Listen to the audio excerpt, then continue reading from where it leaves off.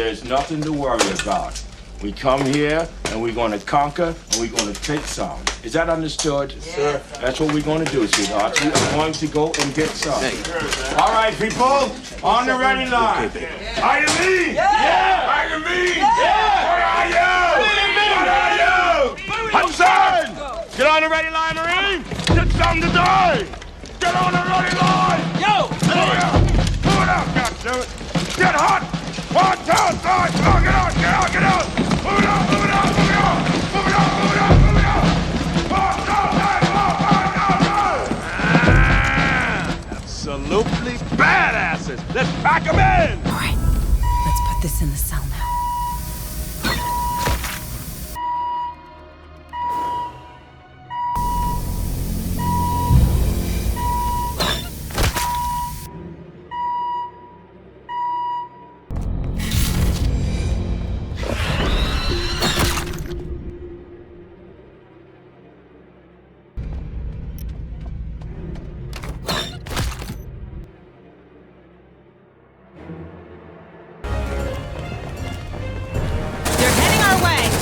Take a breather.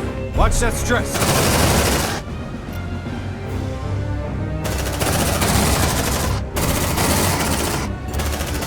Sit over the broke! Shit, man, he's gone! Hey, maybe you haven't been keeping up on current events, but we just got our asses kicked, pal.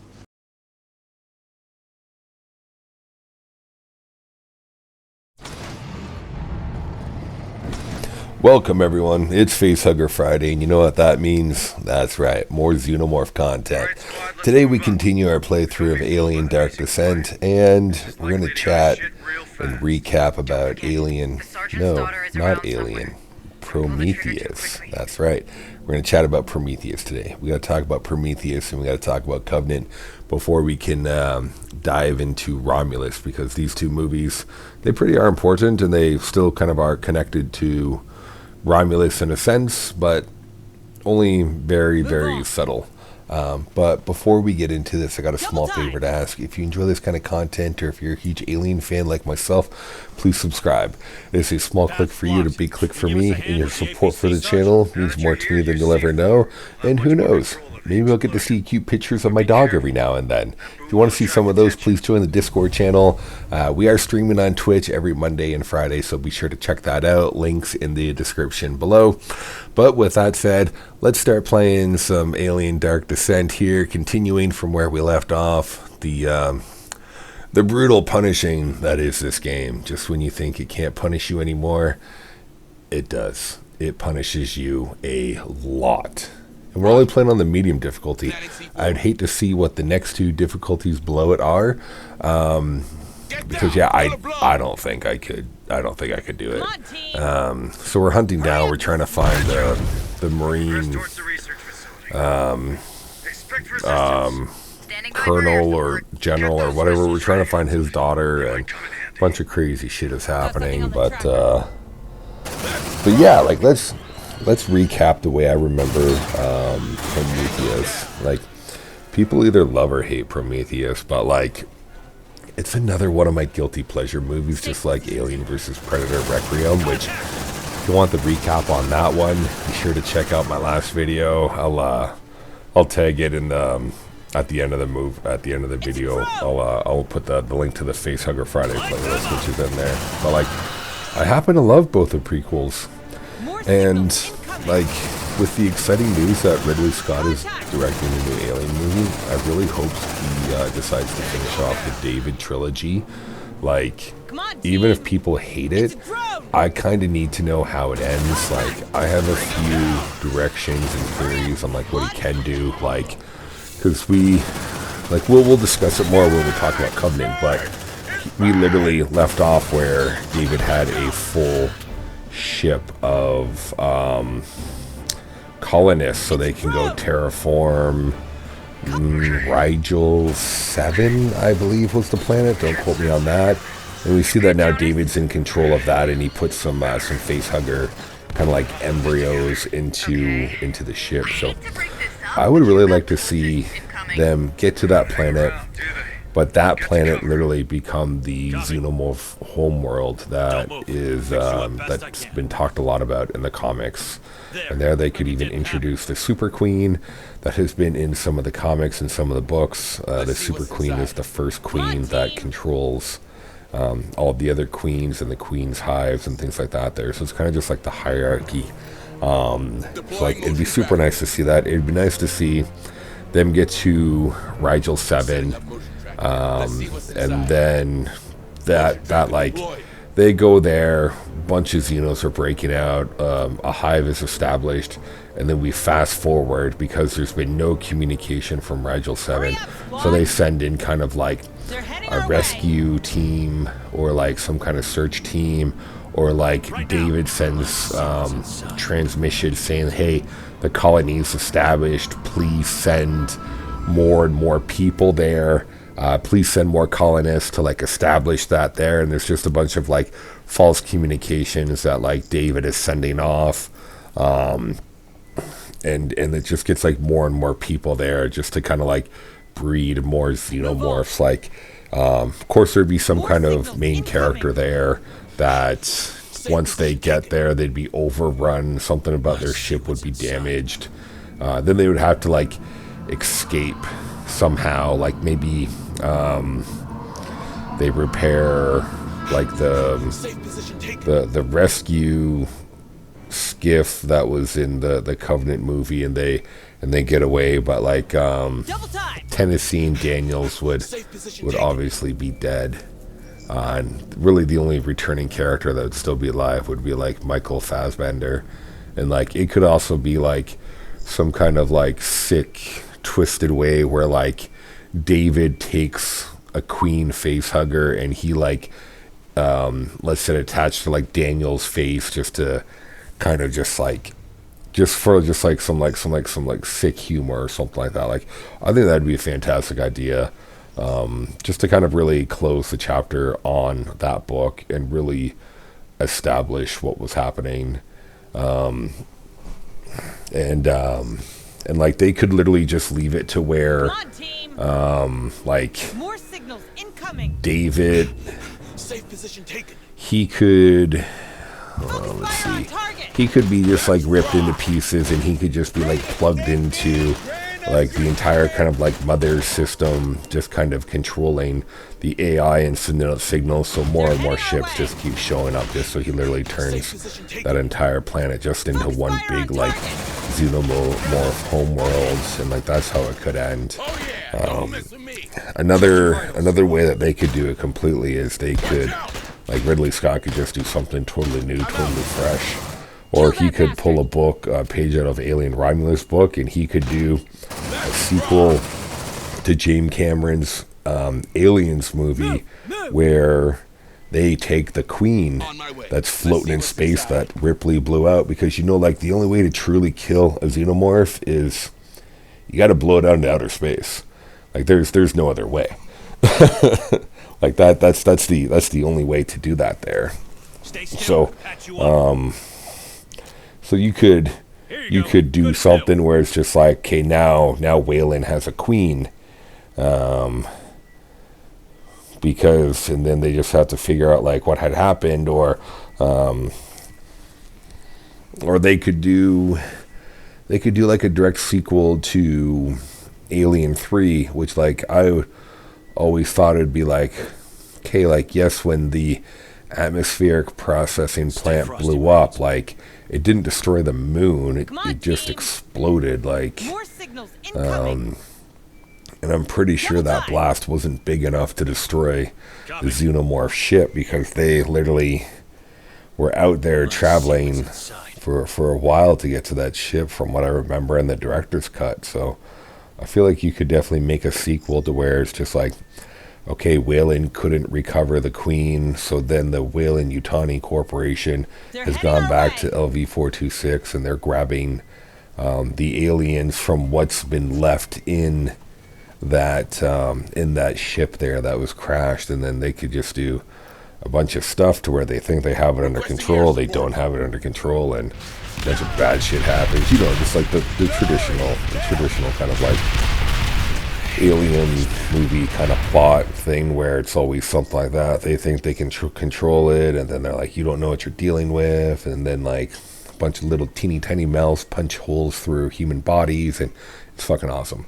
But yeah, so like those are kind of my ideas, and who knows, maybe I'll get bored one day and I'll just write like a random kind of like fanfic script and just like talk about it over some like alien gameplay when I'm being like punished in Dark Descent or something, and see what everybody likes and get everybody's feedback on it. But we got way too sidetracked now. So like again, I'm just super excited for Ridley Scott directed an alien movie, and like when it first came out that Ridley Scott was going to be directing an alien movie before the current news, like, and we got Prometheus, like, I really feel that Prometheus didn't get the love that it deserved because it was marketed wrong.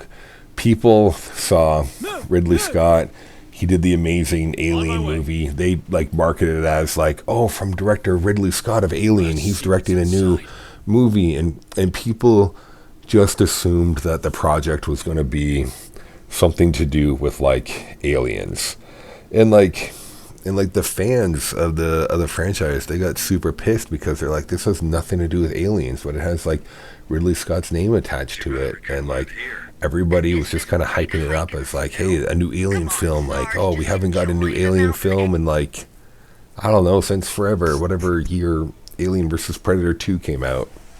On my way. And like, don't quote me on this, but I'm pretty sure I read an interview where like it was years after Prometheus, and it might even been in the Alien Anthology Blu-ray collection, where Ridley Scott even said, like, yeah, it wasn't an alien movie. Like, I don't think he meant it to be an alien prequel origin story. But I do recall him saying that, like, he just thought that everybody was sick and tired of seeing that damn alien, so that's why he didn't do something with that. But I am glad that he did use Covenant to try to bring the franchise back to the Xenomorph and kind of show its like stage of development.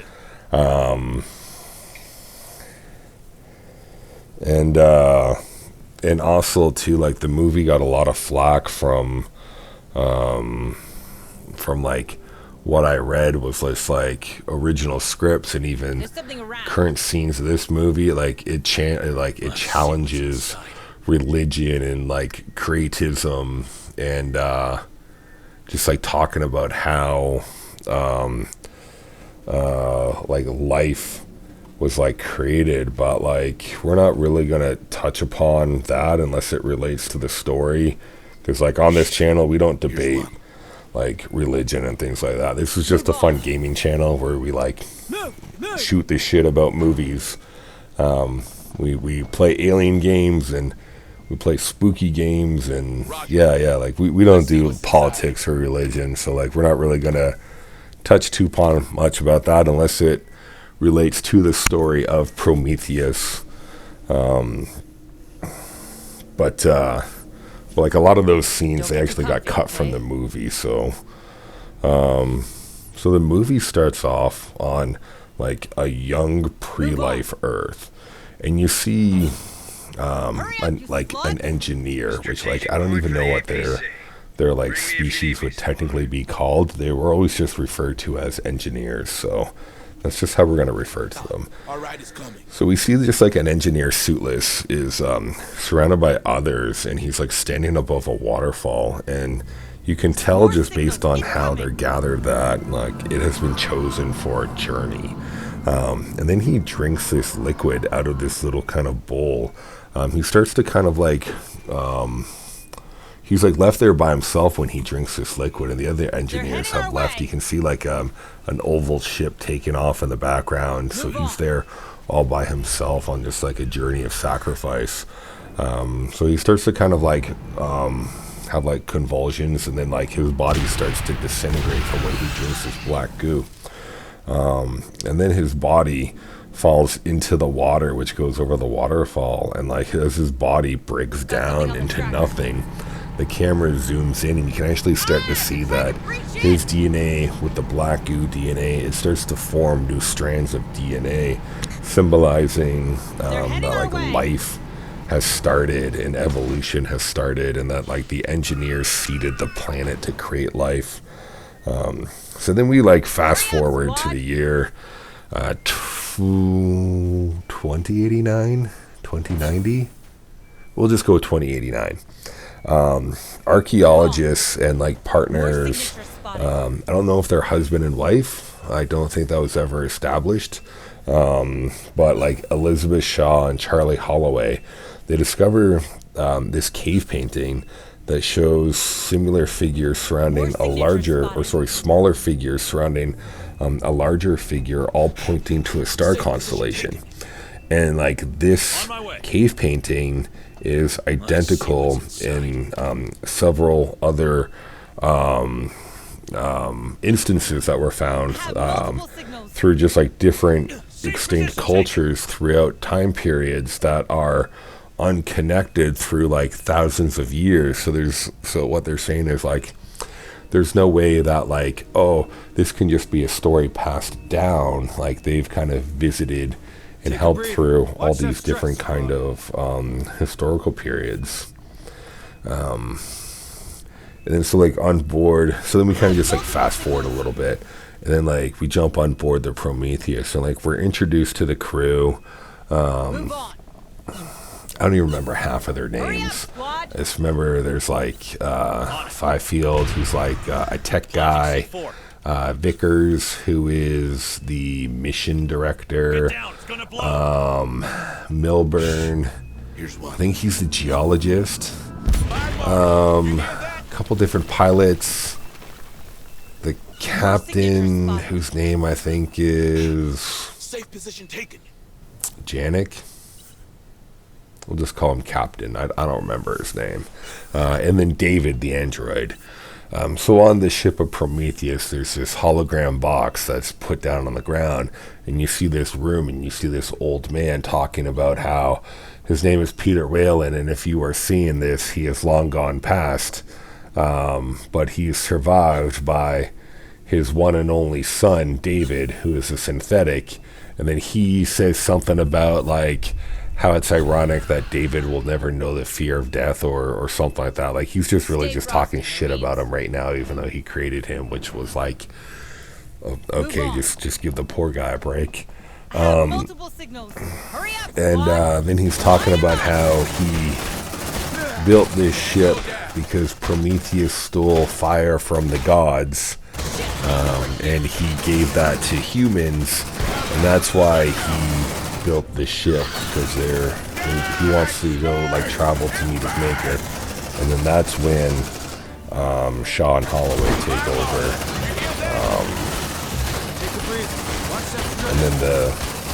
and then Shaw, well, before Shaw and Holloway take over, Peter or Wayland is just kind of like, hey, I'm pretty much fronting the cash for this entire exhibition, so it's just kind of like, yeah, you're welcome, because I'm just paying for everything.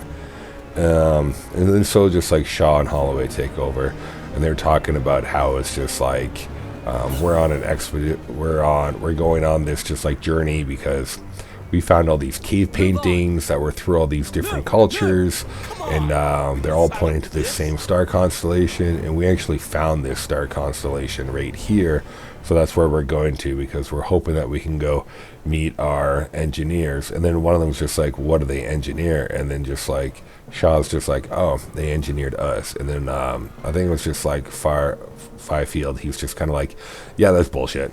And then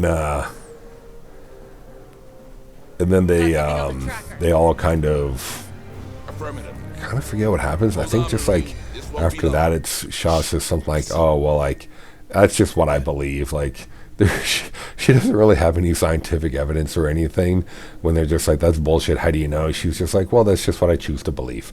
So then I think we I think we like fast forward or something to where like they get to the planet and like 10 years have passed or something like that. Maybe 9 years have passed. 4 or 5 years have passed. And the crew, they finally, like Prometheus and the crew, they finally get to the moon, which like they call the moon LV-223. So it's just kind of like, okay, you're trying to tie the movie together, I get, but it's just like, if you wanted to kind of explain how that engineer ship got there, then you should have called it LV-246. You should have just called the planet that, which like, I'm not mad about it at all. So like the crew, they start waking up from the cryo sleep, and most of them are puking. But like Vickers, like she's just like the badass character of the movie. She's just doing like push-ups because, like, you know, when she wakes up, she didn't puke from cryo sleep. She just started doing push-ups. David walks in there and helps her get like her clothes and stuff. Like she's the mission leader, and like they're all eating this like awful breakfast. Like it's even worse than the one that Kane ate when he woke up in the first Alien movie. Like it looks worse than that. So so like they all just start talking about like the mission, about how like, okay, now we're here, like we're gonna go hunting for like the engineers or any kind of sign of civilization. So then they descend into the planet's atmosphere, and they're just kind of like they're just kind of just like flying around and getting all these readings about like the environment and stuff, and then Holloway says like, oh, right over there, like that's it, that's what we're looking for. And they see these 3 dome structures all in a line, and the captain is just like, oh, how do you know? And then Holloway says something stupid like, God doesn't build in straight lines or something like that. I don't really remember. So the Prometheus lands near like the large kind of like artificial structures on the moon's surface, and Holloway wants to go exploring, but the captain says something like, oh, it's going to be dark soon, and there's like a major storm system surging in. It's like, why don't we do it tomorrow? And then Holloway like insists, and he's just like, oh no, Captain, it's Christmas, and I want to go open my presents. So then like him and the team, like they all get suited up to go inside to explore. David suits up with them, and like Holloway starts like hating on David and saying just like, you don't breathe, like why do you need the suit? And then like David says something like, I wear this to make you more comfortable around me, or something like, I was designed to imitate life, and wearing this makes you more comfortable around me. Something like that. It was something like that. So then they all jump on these kind of like little golf cart kind of things, and they all start heading to like the structures. Like the ship landed pretty far away. Like I wouldn't even say like remotely close. It didn't land right beside them. They can't even walk, and they have to use these cool golf carts. So inside they find this waterfall, and the instruments say that something is creating a breathable atmosphere. And then like Holloway, like, I gotta give this guy like props and guts, because he just decides to take his helmet off. Like on an alien planet, your instruments say, oh, there's oxygen, so he's just like, I'm just doing it. No, I just gotta do it. So then like he takes his helmet off, and like nobody dies, but it's just like probably not the best idea. But since we're at the point of no return, everybody else starts taking their helmet off. It's okay. Come on, team. So they start exploring the ruins, and David sees this kind of like control panel with this like weird kind of like green blue goo on it with like electricity inside of it, and he starts opening up the doors. The tech guy, who's like smoking weed from like his suit, he sends out his pups, which are these kind of little orbs that kind of like scan. They kind of send out this like, they're like these little floating orby things, and like Check your vitals, squad. at like this point, I also wanted to point out that like people were complaining about Prometheus, saying, hey, the technology they have in this timeline, which predates the original Alien movie, is way more advanced than anything that we saw in Alien, which is kind of nice. With how they did it in Romulus, they dialed back and kind of kept everything remotely the same.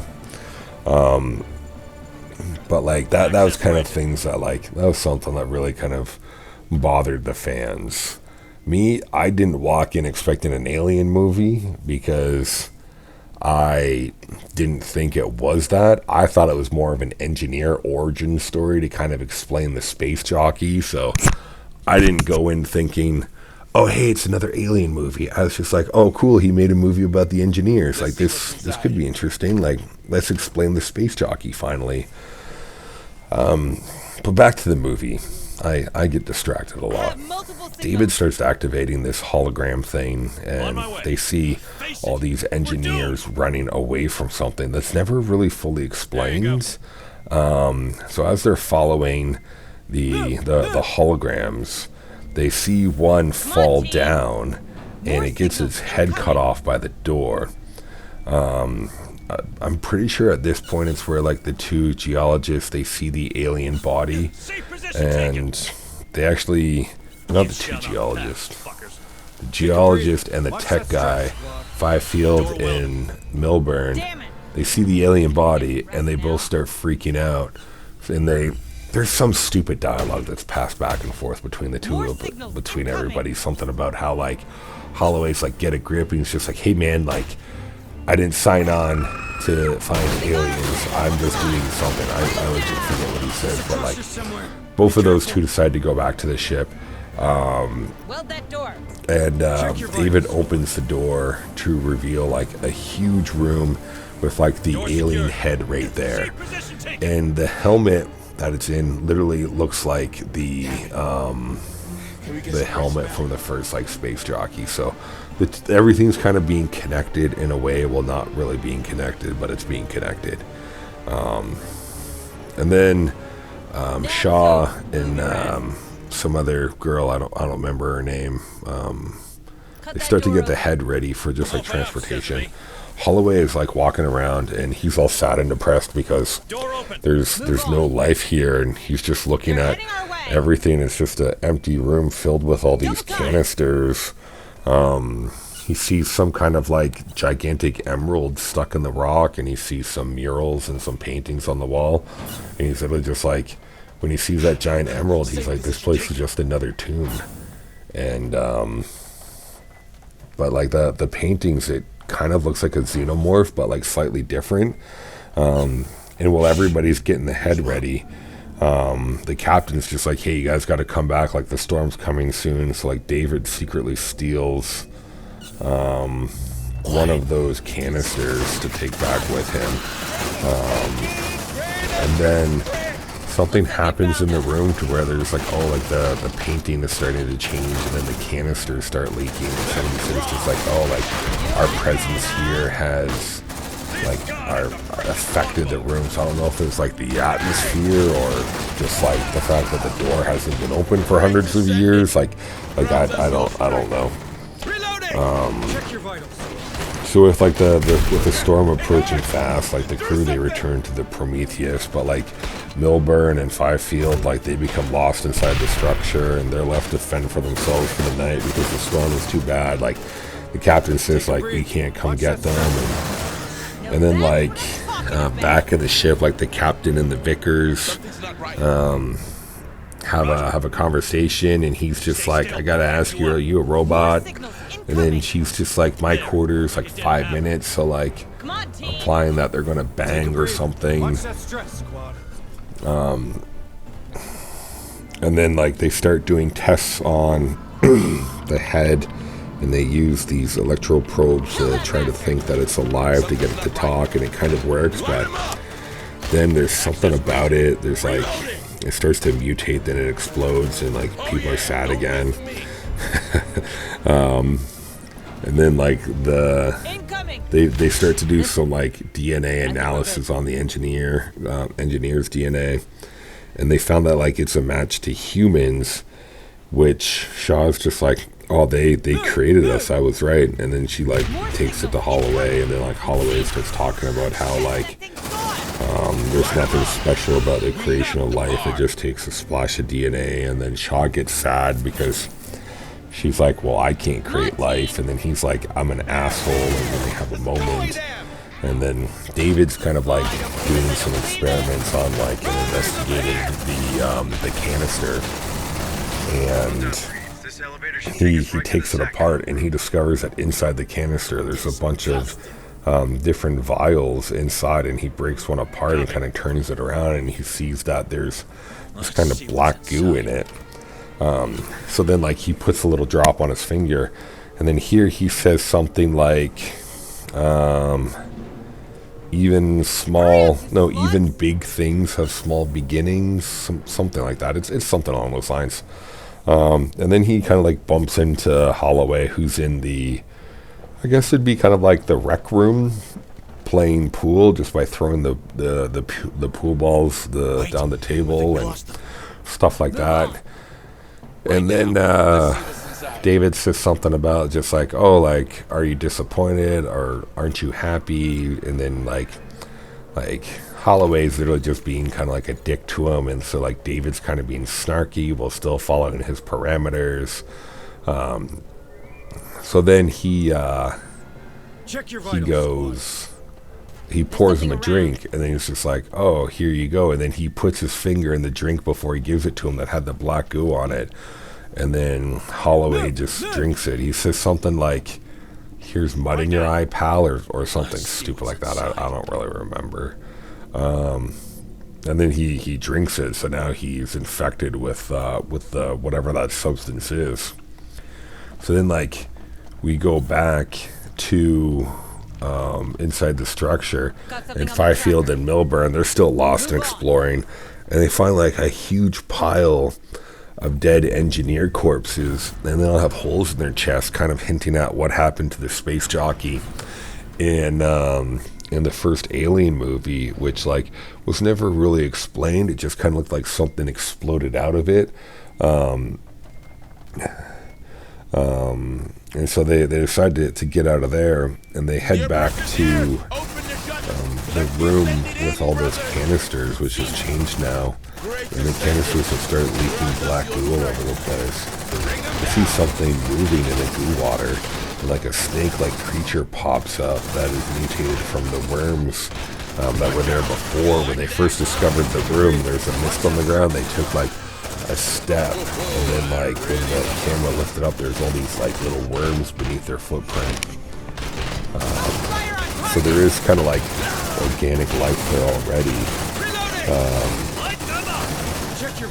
But so then this kind of like snake-like creature pops up, and not gonna lie, it kind of looks like a penis. So this penis snake thing pops up, and Milburn is just kind of like, oh hey, look, this thing is like so cute, and he starts kind of like doing that like coochie kind of like finger thing to like the snake thing, and like it opens up these kind of like this head crest, and then like it wraps itself around Milburn's arm, and he's just like, okay, like it's getting tighter, and like Fifield is trying to pull it off of him, and then it wraps even tighter, and then he's just like, okay, he's like, it's breaking my arm, and then like you see the snake creature thing just break his arm in half, and then so you've got Fifield, he grabs a knife and like cuts the head of the snake creature off, and then it sprays acid all over his helmet, which starts to melt on his face, and then he falls into the black goose, and now he's just completely infected with it. And then like the snake creature grows its head back, and then it goes into Milburn's suit, and then like it goes into his mouth and it kills him. And then that's kind of like that right there. And then we go to like the next day to where like Holloway wakes up, and then like he goes into the bathroom, and his eyes are all like bloodshot, and he sees some kind of worm in his eyes, and then he's just like all panicked, and then he doesn't see it again.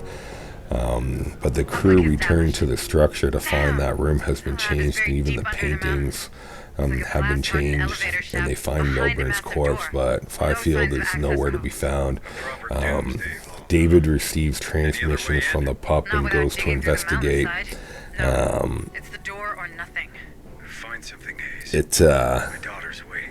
And he discovers a room containing a surviving engineer held in stasis and a star map of the universe, where he grabs like a globe of Earth and kind of sets it down.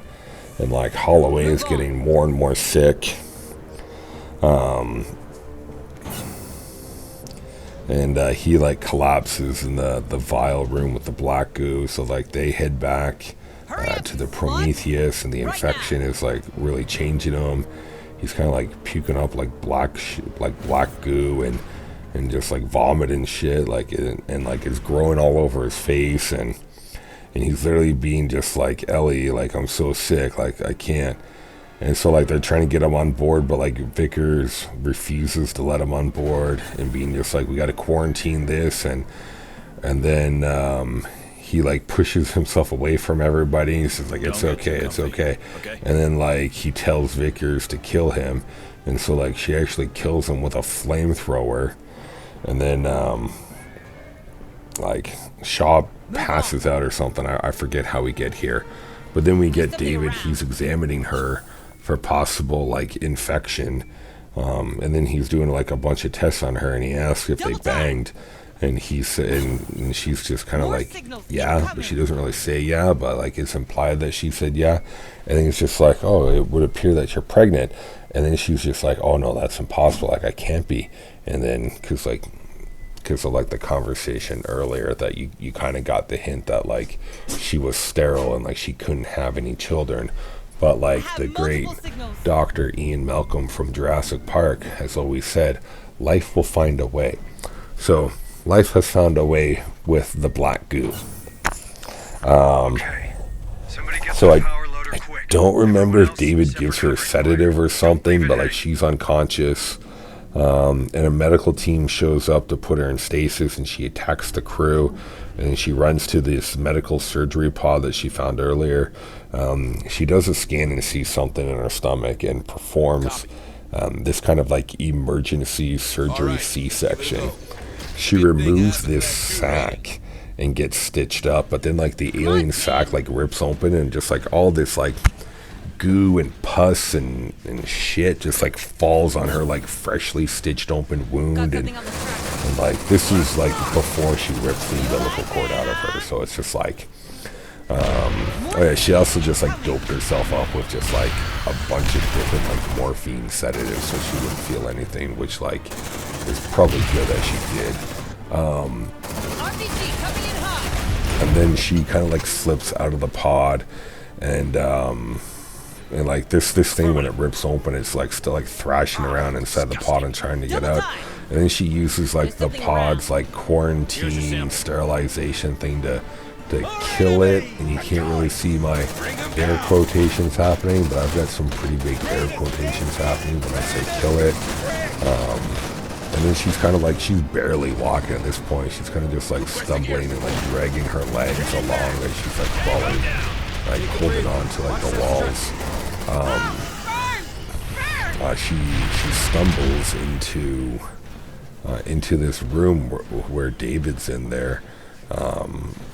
And David goes and like helps her up and puts like a coat on her, and she looks up and she sees Waylon, who they thought they were dead, is actually on board the Prometheus, and that's who David has been talking to. And he puts on like the dream thing, and he says like, yes sir, no sir, yes sir. He's actually been like talking to Waylon either through his dreams or through his subconscious or different kind of things like that. He's actually been having conversations with Waylon the entire time, giving him update, and it's just kind of like, it's kind of like a cool like bait and switch to where it's just like, I'm dead but I'm not really. He's just been in like stasis or like cryo sleep so he could find a way to stop dying, because like this dude literally looks like he is about to turn into dust any second. Like, he is so frail and like so... Move on. He's just so frail that they're putting him in this suit to help him walk. It's like a robot prosthetic suit so he can actually like walk and move around. Like that's how frail he is. Like, this guy's like... cryo sleep has kept him alive. We'll just say that for sure. Hurry up, you slut! Safe position taken. And then, so then Waylon is just like, I'm here to meet my maker, you know, what you promised. Like, that's the reason why I paid for this, is because you said that we were going to go find our makers, and now I'm here to face them head on. And Shaw's just like, they're all dead. I was wrong. There's nothing here. They're all gone. And then David's just like, not all of them. And then she's just kind of like, what? They're still alive? Oh, jeez. That's kind of just like the look on her face. I've learned from the best. That you have. Now let's get inside and find Cassandra. And then so like they all get suited up. Shaw's with them. I feel like Waylon says something about like, after everything that she's lost, bring her to get answered or something like that. Like, that conversation might not even have happened. Maybe I read it in a comic or something. I don't know. But like, Shaw's there with them. It's security guy, security girl, I don't remember their names, David, Shaw, and Waylon. They're all going back to the engineer structure. And then David just tells Waylon that he can take his helmet off because it's quite safe there. So while they're going there, back at their Prometheus ship, we see this, they start getting feed from Fifield's helmet. So they go out to inspect it. They're just like, what, where? At the structure? And they're just like, no, it looks like he's right at the foot of the ship. So they drop the cargo doors, and then they go to investigate it, and it's his body. But then like it stands up, and he's just like completely mutated and changed, and he's a monster, and he starts attacking the hangar bay, and he kills a bunch of crew members by like crushing their heads and like punching them, and I think like he steps on one, but he kills a bunch of people. And they're all shooting like these high-tech guns at him, but he's still killing people, and like eventually they kill him by like, I don't know if they like shoot out his legs or something, or like an explosion knocks him back, but he falls down, and then somebody drives the golf carts over his head, and that kills that creature finally. And then so the captain comes back up and chats with Vickers, and he's just like, he says something. It's just like, do you know why they built this here? This is in their home world. This is like a chemical weapons lab. If you're making weapons, you don't design them at your doorstep in your backyard. You design them on a totally different planet. So he's just like, this is in their home world. And then we kind of go back to where Wayland is. They're in that room. They're in that the kind of like the ship control room with the stasis pod with the single engineer.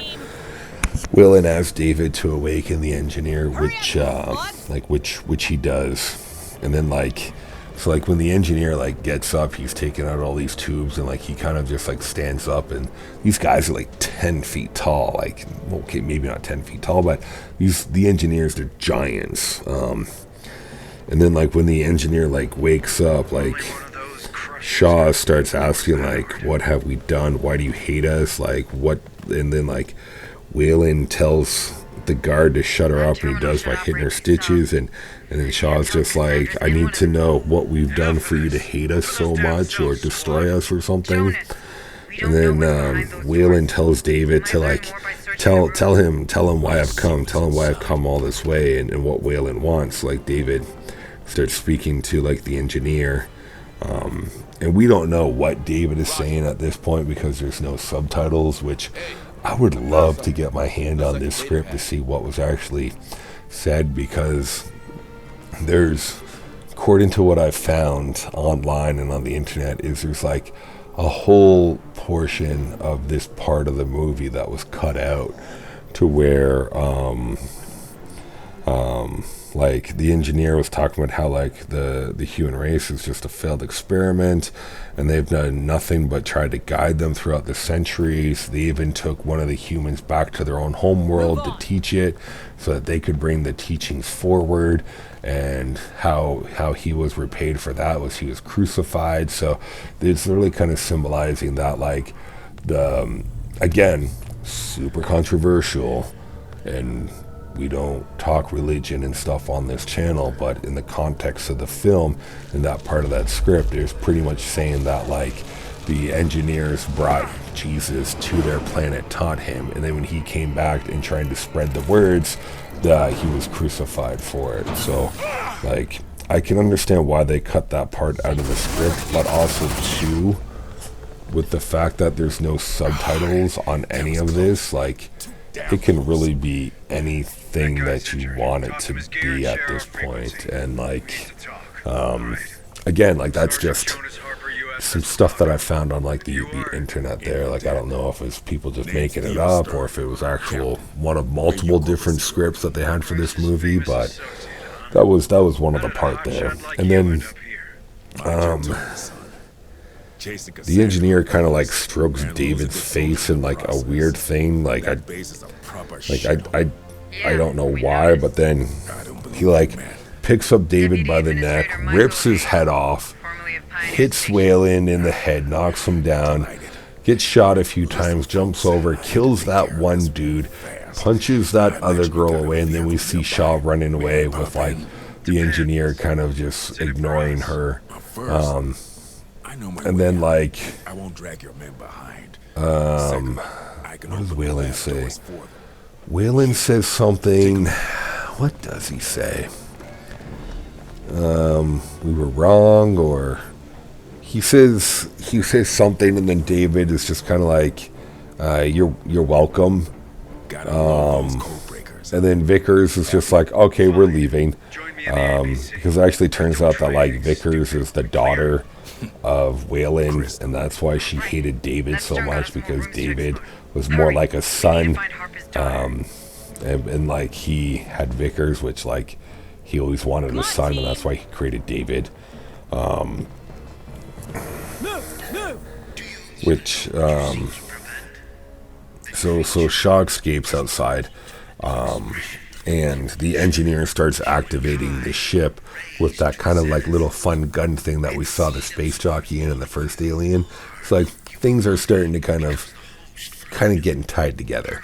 And the next scene, if this was on LV-426, it would have been fantastic. The whole tie-in, it would have been fantastic. But I feel like Ridley Scott had other plans that he never really kind of got to do with this movie or continue it on. So Shaw goes out there and she's talking to the captain, saying, like, hey, it's heading for Earth. We can't let it head to Earth. Like, they're coming to kill us all. Like, please stop the ship. So then the captain's just like, he's game, because he said earlier that it's just like, I can't let that stuff get back to Earth. Like, no way. Like, if it comes between us and it getting back to Earth, like, we're going to do everything we can to stop it. So, like, he's already fully prepared to stop it. So he's just like, Vickers, I'm going to be ejecting your life pod, which will give you X amount of years. The rest of the crew, you can leave as well. I can take it from here. And then, like, the crew is like, it's pretty cool, because they're just like, with all due respect, sir, we're going to be staying because you're a ship pilot and you need all the help that you can get. And so, like, both of the pilots stay there with the captain as they're on a collision course with the engineer ship, to kind of stop it from taking off. So they do, like, full thrusters at it, which crash into the engineer ship. They explode, and then they cause the engineer ship to come crashing down into the planet, which, like, in the original Alien movie, they say that there's a big hole in the side of the ship, which this movie made a big hole in the side of the ship. So it's rolling down, it's crashing down, it's like rolling down the hill, and like Vickers and Shaw, they just start running in a straight line. So like this, if you could have just ran to your left or to your right, you would have survived. So the ship crushes Vickers, and like she just gets like pancaked, and then it stops rolling, and then it's about to fall over, and then Shaw, it looks like she's going to get squished, but then she was just barely able to squeeze out, so she survived. So then Shaw, she like wakes up because she's unconscious or something, and then it talks about how like her life support system is low. It's like she wakes up because of that, and you're such a good boy, buddy. Yeah, you're a good boy. That's just me chatting with my dog. He's my gaming dog. And so Shaw gets to the lifeboat just in time because she's about to run out of oxygen. She takes her helmet off, and then she hears something kind of like moving around. She looks into the window, and she sees these tentacles slap against the window. And then at this same point, she hears from David saying that just like, Elizabeth, you have to get out of there. The engineer survived the crash, and he's on his way there. And then we see moments later that like the engineer's just like forcing the doors open, and he goes into this main hallway area, and I think this is a deleted scene where he's actually, I think it's a girl playing violin. I think it's a girl playing the violin that he sees, and she's creating this beautiful music, and he kind of has, it's kind of this moment of like peace and serenity, to where he kind of has this look on his face, just being like, maybe we were wrong. Maybe humans can create something beautiful. But then like he kind of like walks away from it, thinking like it's too late. And then like Shaw swings an axe at him, and then he like catches it, and then like he goes to like kill Shaw, but then Shaw like opens up and that little kind of compartment and lets out that like squid-like alien creature, which like I think it's called On my way. the trilobite. I think that's what they named it. Again, don't quote me on that. I don't remember, so we're just going to call it a squid-like creature. So the squid-like creature, it starts like grabbing the engineer with its tentacles, and like the engineer's kind of just like fighting and escaping, but like this thing is huge. Like if you would have seen from what it grew out of, like this thing is massive. So then it actually like overpowers the engineer, and like it shoots these kind of like face hugger kind of like tentacles into its mouth, and like it lays some kind of egg in its chest, and then it kind of like falls on top of the engineer, and it kind of just like deflates, kind of like an octopus, kind of like a squid octopus. And then so like Shaw's running outside, she kind of just like collapses to the ground, just like no hope left. She's asking for people, like somebody please help her, please save her. And then she hears David's voice saying, Elizabeth, if like there's still a way to get off this planet. And she's just like, what do you want, David? There is no way. And then he's just like, that wasn't the only ship. So then she goes and collects David's body, and then you literally see her putting his head into a bag. Cut that door open. And then like she like zips it up, and they say something, and then she's kind of just like some kind of like pulley hoist system. She's like lowering his body down, and they kind of use the little golf carts to go to the other ship, and then they turn it on and they start to take it off. And then David's like, shall I set a course for Earth? And she goes, no, set a course for their home world, because she has questions She wants to know again, like, why do they want to kill us, or something. That's a surveillance. I forget her We should be able questions. to unlock the high security doors from here. But then we go back to the Deeper into the lifeboat. I don't know how much time has passed. It doesn't really explain. I feel like a few credits have already started to roll, and this is kind of like a mid-credit post scene, to where the engineer body starts to move, and at the end of the film, you're just kind of like, if you're like expecting an alien, you're kind of like, it's like, oh fuck, finally, it's about time. Like, it's only been 2 hours. More signals incoming. And then you start to see like its chest kind of move, and then this kind of big horn comes shooting through the engineer's chest, and like literally just saws down a big like a big line, and out falls this kind of just like little frail looking. It kind of looks like a xenomorph. It kind of looks They're like heading our way. like a actually kind of looks like the neomorphs from Covenant, the white ones that don't have a mouth until like it shows it, but like less rounded heads, more kind of like pointy, and then like as it kind of spills out with all like the gross innards that comes with it, it lets out this kind of like little roar, and then it has this little kind of like inner jaw kind of just like pop out, and that's how the movie ends right there. And so then just like the credits roll, and then there's no post-credit scene after that. There's nothing to wait around for. But like watching the movie and getting the hype that it's Ridley Scott, and then just having the media just kind of bombard you with the fact that, oh, Ridley Scott is doing a new Alien movie, really just kind of like, it kind of just set it up for failure. Like it was something truly different, to where I feel like we got Alien Covenant because of the backlash that Prometheus received, and in the sense that like people wanted an Alien movie. That's all they really wanted. They wanted the Xenomorph back. They wanted that iconic classic creature design. They just wanted that. Like, we hadn't got a new good installment in a long time. The last standalone Alien film we got was Resurrection, which was an embarrassment. It sucked.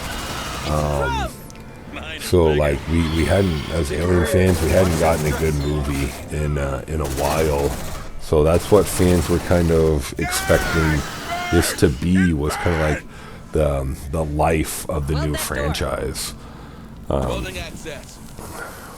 we didn't really get that. But like, you can't really hate on Prometheus, because like it went in a different direction, which again, it was fantastic. It was a great direction.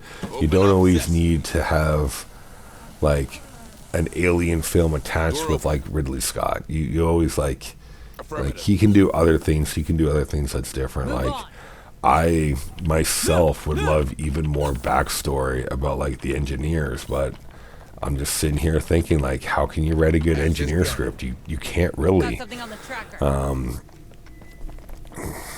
unless you're like, you can't, like, I just can't even spitball or kind of just like think of things off the top of my head about like what would kind of make a cool engineer movie, unless they showed them going up against like a different race, and it was just those two, and it was just the engineer versus something else, and then you see the engineer completely obliterate that race because maybe they were violent, war-hungry creatures before, and then in their waves of annihilation, they learned that, hey, you know what, life is precious, so like let's spread life throughout the universe. Like, I don't know. It kind of sounds too life lesson-y for me. Bring them down. Okay, yeah, that's right. We do find an alien queen here. So let's enjoy this alien queen battle, and then I'm gonna pop it in a minute. Contact. Grenade! Damn, Mother looks angry. RPG coming in hot!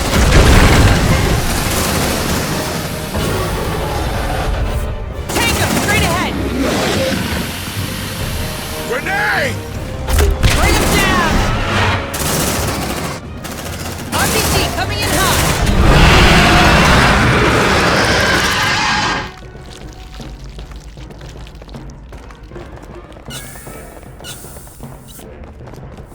Affirmative.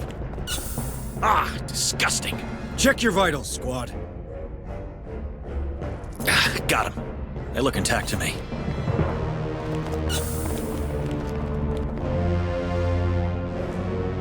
Move on. Double time.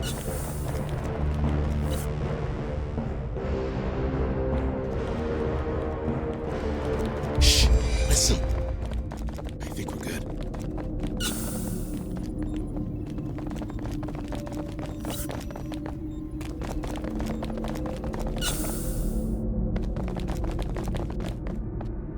Right now.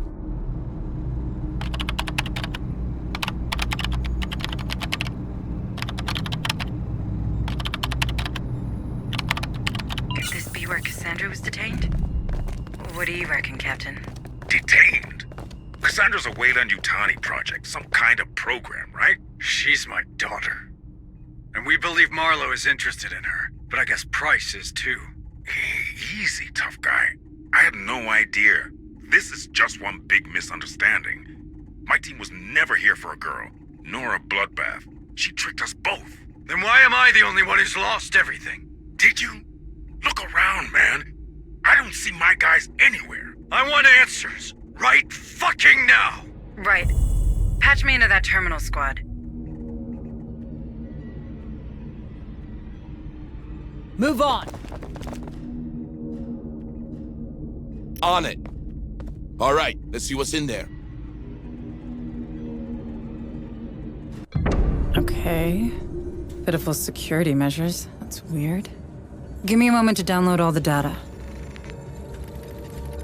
Oh my god. Harper, can you see this? Harper? Yes, I can.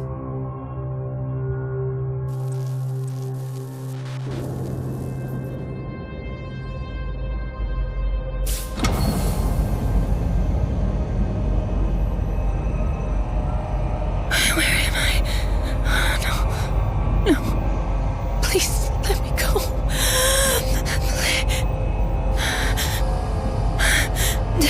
Make the nightmares stop. Hush. Hush, my child. I know it's a burden, but it's necessary. I can't. I don't. It's all right. I understand. The pain. It must be excruciating. Nothing worthwhile is ever easy, my Cassandra. I am not your Cassandra. Your old life is done. Your ascended consciousness chafes at being trapped in this inelegant, obsolete body. But I need you. Humanity needs you. Let me go. This will help you rest. I know it can't be easy. Sleep now. Yes. Sleep. Your namesake was forever ignored. But you? I will always heed your warnings. Together, we will guide the faithful to a glorious future. The cradle is prepared. Good. Take her to the compound. But be gentle with her. She is our bridge to a better humanity.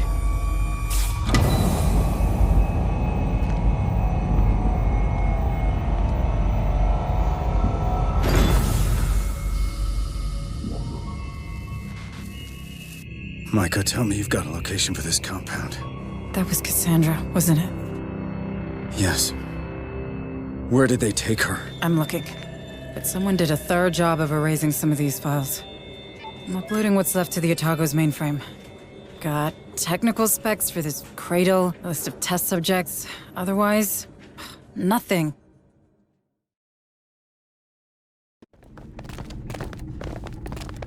Contact!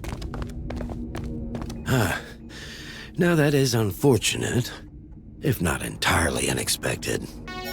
Destruct sequence initiated. Commence evacuation.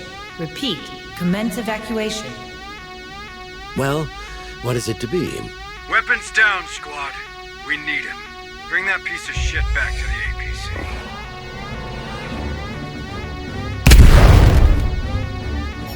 APC. Reactor approaching overload. Reach minimum safe distance. Let's rock! Hurry up, squad! There's no shame in embracing your abilities, Sergeant. Among all the obedient colonists and soldiers the company duly provided, you certainly were my most promising subject. You showed me a way. I knew it from the moment. Your training, it would have lessened your capacities. I needed someone newer, purer, someone innocent. Shut up, you freak! Come on! Move it! Move on! Line him up!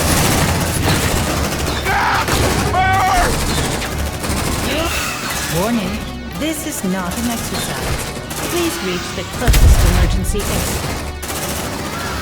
Here you go. Good as new. Hurry up, squad!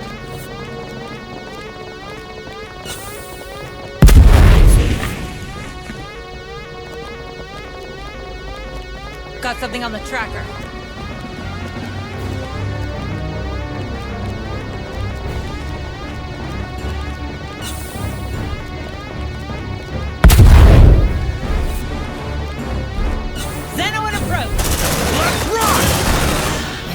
Reactor approaching overload. Reach minimum safe distance. Yeah! Don't mess with me! Come on, team!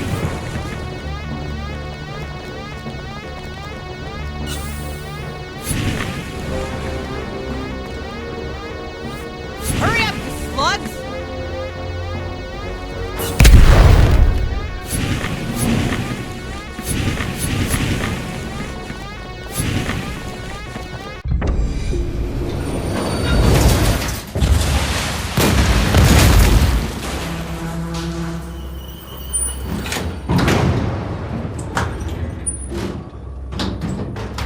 Why blow up your own laboratory?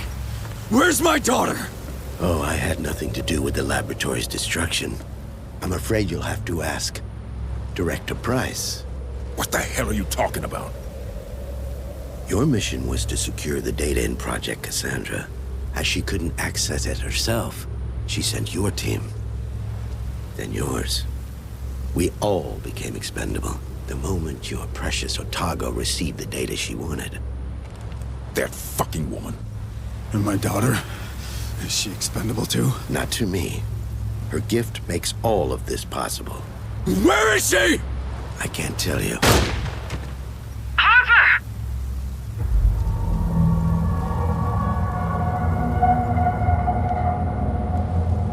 He's a fucking simp. Of course. Marlowe learned early that Price only pretended to share his vision. She was only interested in securing his research for the company. He couldn't trust anyone other than himself, so he surrounded himself with precisely that. Where is Cassandra? I can't tell you what I don't know. Like I said, Marlowe has trust issues. But I can tell you one thing. That pain you experience whenever you make contact with the Hive, it is nothing to what your daughter experiences. She is in constant action. Stand down! What the fuck have you done? We needed him! Like he said, he didn't know anything. Well, he sure as hell can't tell us anything now. Hansa, we're done here. Bring them back to the barn. Copy that. You got room for one more? No way in hell I'm going back to Fire Spire. I'll be black bag for sure.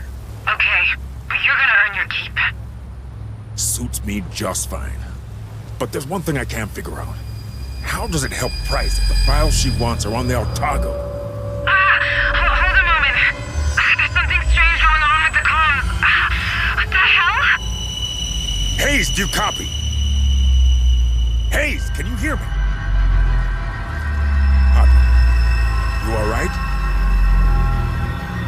Harper!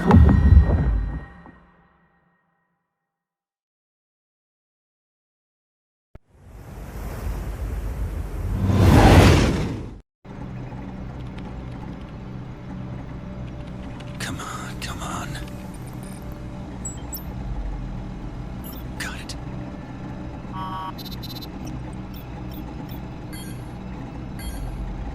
A pity. There's no other way.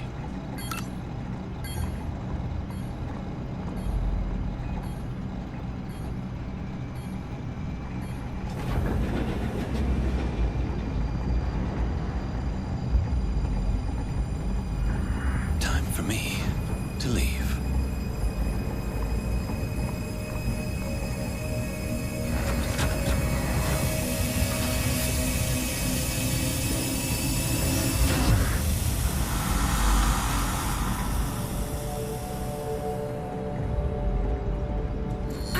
Hold a moment, Stern. There's something strange going on with the comm system. What the hell? Chief Corrigan, what's going on with the external comms? I don't know. The ship, she's acting strange. Our bulkheads are wide open. We're inviting all the creatures aboard. Get me back online, Chief. We got Harper's squad in the field. Working on it, but I could use another pair of hands. Defensive perimeter offline. Defensive perimeter offline. Someone's screwing with us. Haste to all hands. Our plasma turrets just shut down. Martinez, I want our response teams to get those turrets back online. Already on it. Deploying now. Corrigan, I'm coming to you. We need external comms back. Harper just lost it. Becker! Doc! I don't have time for this.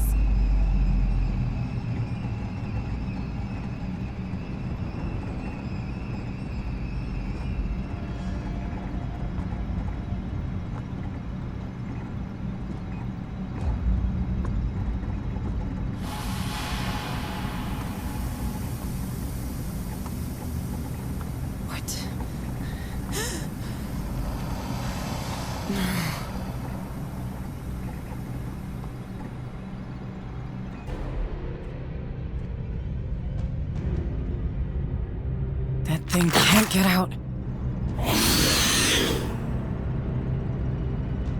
The decontamination procedure. I have to launch it before it leaves.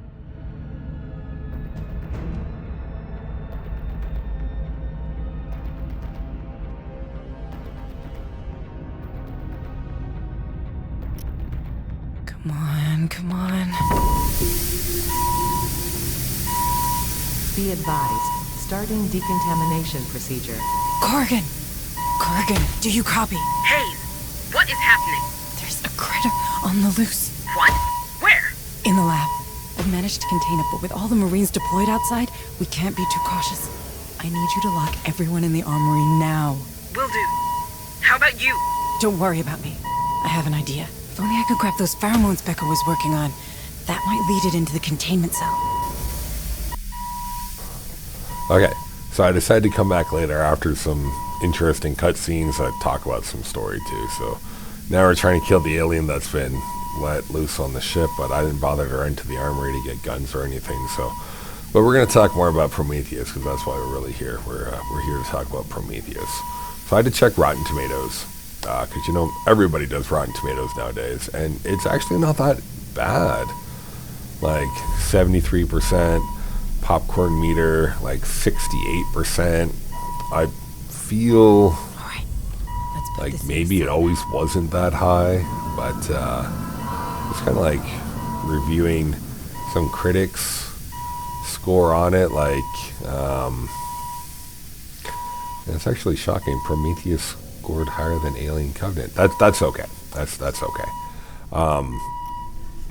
yeah, like Rotten Tomatoes actually gave it like a pretty decent score, which is shocking. But I remember when that movie came out, but like again, like we're going back years. Like I feel like when that movie came out, it definitely got like a lot of flack.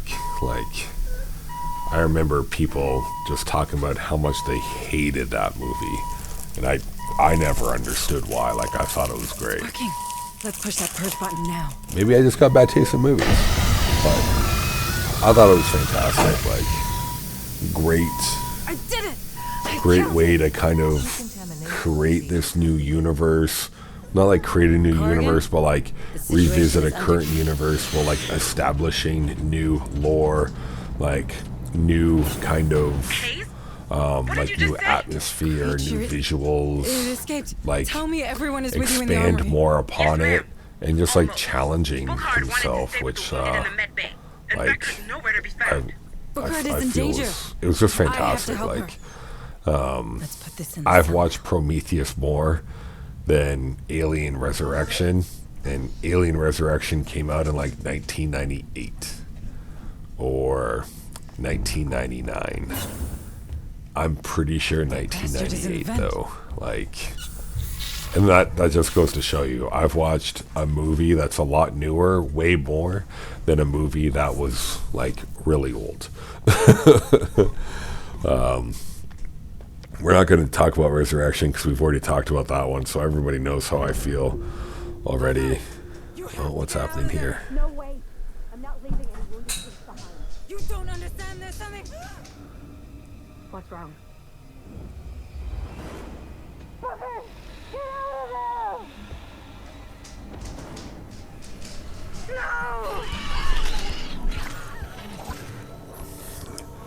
Oh no, one by one the crew's getting slaughtered.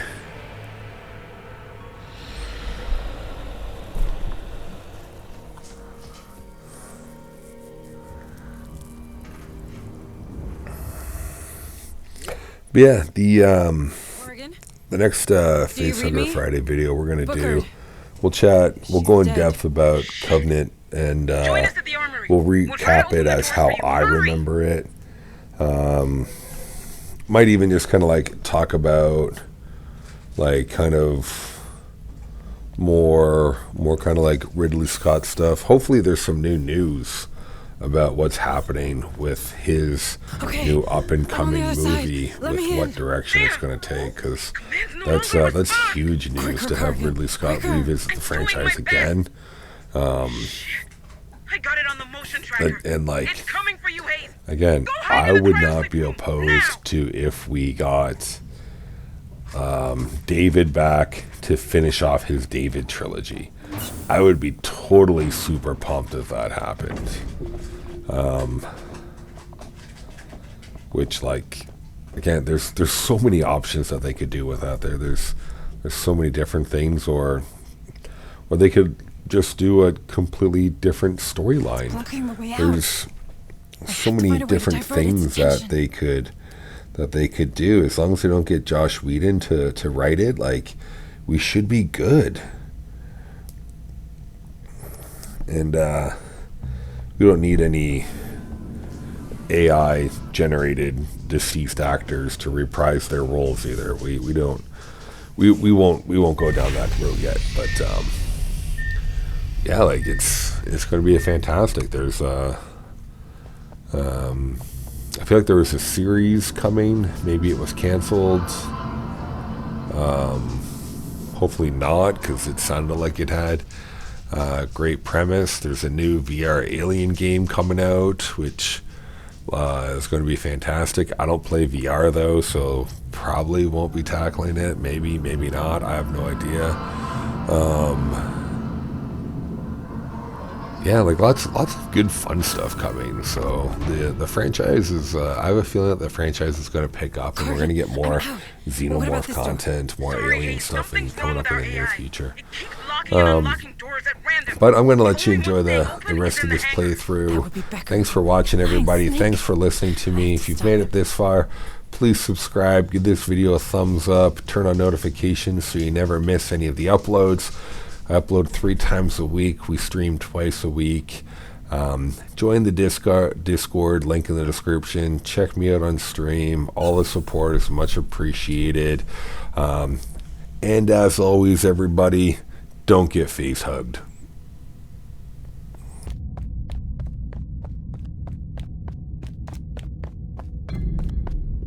Welded? Really? Corgan? Looks like Becker sealed the access to the hangar. Becker? Becker did all this? Great. Just tell me where I can find a welder, okay? Elevator M2 in the medbay. It's under maintenance. You should find some tools there. Okay. Elevator M2 it is. That terminal. Better check those cameras to locate that creature.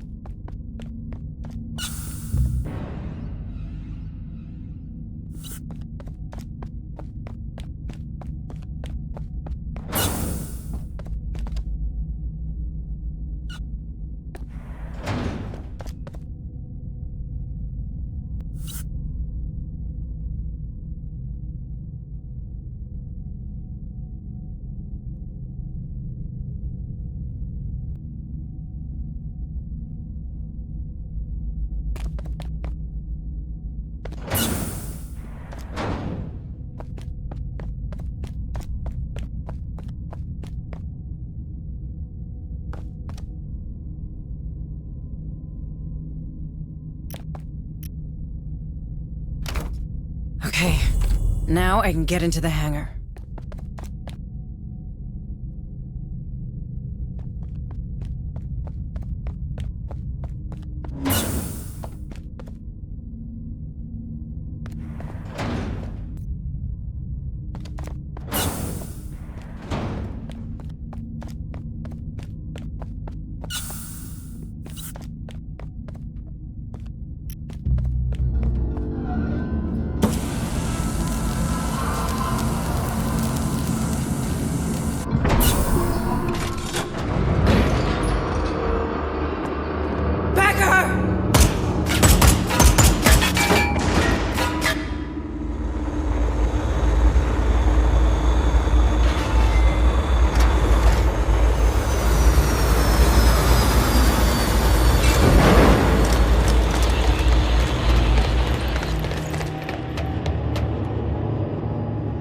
Clean dispersal. We've only got a few minutes to take this ship.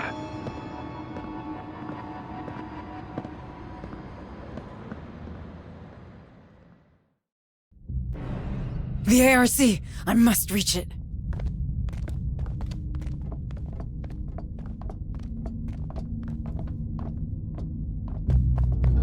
Someone's here. Shooter!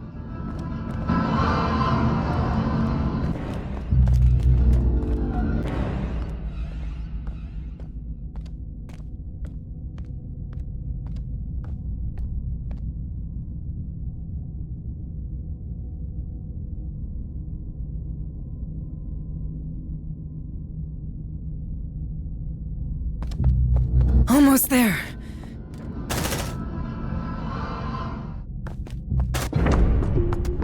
She's in that ARC! Take cover!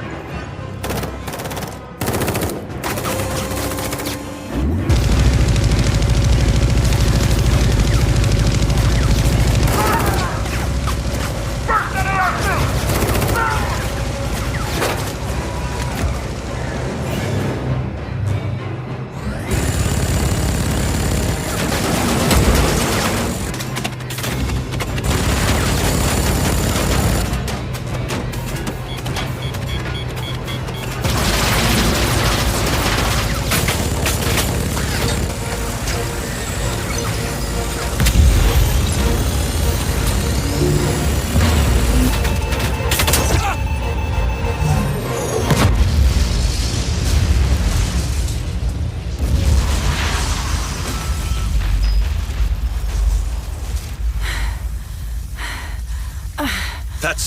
That's far enough, Hayes.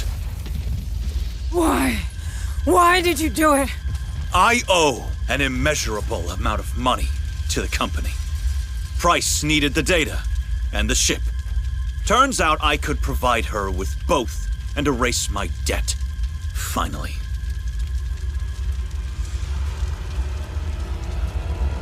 What is so funny? Shit!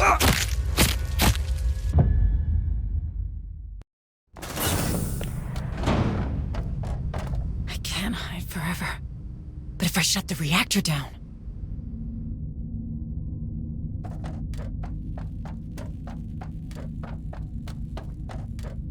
Just need to vent this reactor.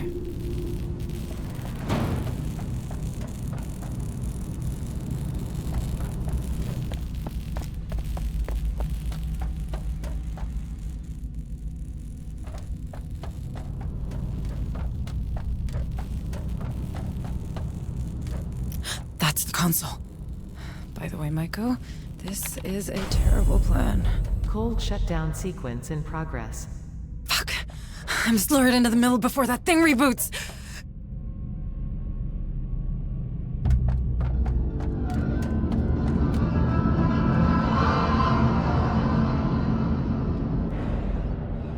Rebooting reactor in 10, 9, 8, 7, 6, 5. Come at me, you 4, bitch!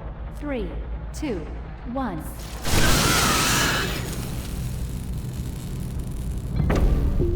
I did it! Corrigan, I did it. What the hell happened here? Becker, our xenobiologist. He was in debt with the company, with Price. I think she placed him here. He set the damn creature loose so she could steal the Otago. I handled it. That woman's a weasel. Should have quit long ago. Yes? Well, who's to say you've quit now? Who's to say you're not another spy? Ease down, Administrator. I don't feel like easing down. Look, Price tried to double-cross me too. I'll do anything for a rematch. You have my word. The word of a Weyland-Yutani employee. And a professional killer at that. What's the difference with that sergeant of yours? Do not bring Harper into this. I'm sorry. How's he doing? Not great. I have to check with in the medbay. You know what? Go see him. But remember, you want to bring Price down? I can help you get into Pharaoh's Spire. It's gotta be worth a try. Price is our only link to Cassandra, to the real Marlowe. But if you try anything, you go down with her. I'll keep that in mind, ma'am. How's he doing? We managed to stabilize him. But without Bookard, I'm not sure for how long. Maybe we should just put him in cryosleep already and get the hell out of here. Not until I get Cassandra from Marlowe. Harper needs his daughter. Do you really think she's out there? Is she even alive? She is. I'll find her. Stern offered his... help. That mercenary? Can we trust him? Seems that Price knows where Cassandra is. And I don't see how we could get into Pharaoh's Spire without him. Not much of a choice, huh? I hate to say it, but you're getting better at this. Corrigan told me how you handled the critter. Ballsy move. I did what I had to do. Administrator Hayes? Are you up to going after Price? What if I'm not? Don't worry. I'll be in the APC, keeping an eye on Stern. All right, then let's do this. For Harper. Yes. For Harper.